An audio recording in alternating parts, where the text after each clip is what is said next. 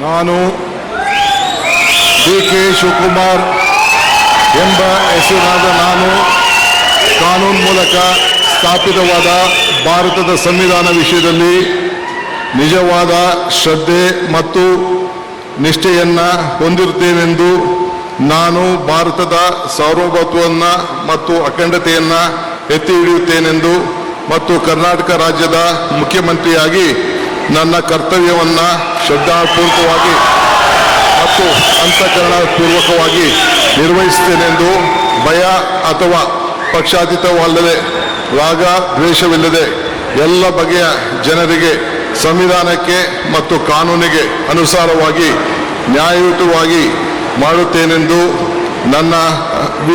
ನನ್ನ ಅಜ್ಜ ಗಂಗಾಧರಜ್ಜನ ಹೆಸರಿನಲ್ಲಿ ಪ್ರಮಾಣ ಮಾಡುತ್ತೇನೆ. ಶ್ರದ್ಧಾಪೂರ್ವಕವಾಗಿ ಪ್ರತಿಜ್ಞೆಯನ್ನು ಮಾಡುತ್ತೇನೆ.